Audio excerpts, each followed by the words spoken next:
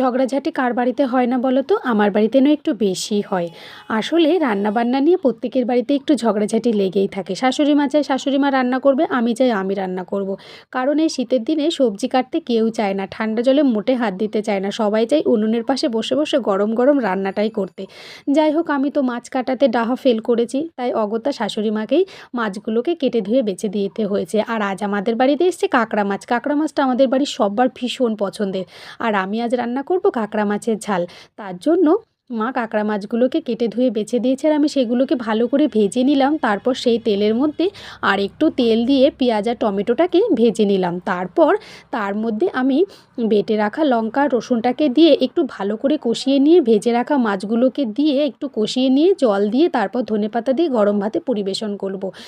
আর কৃষ্ণপ্রিয়া লিখেছে, খুব ভালো লাগলো মামি। Thank you Krishnapriya. তোমাদের যদি ভালো লেগে থাকে রান্নাটা, অবশ্যই লাইক আর সাবস্ক্রাইব করতে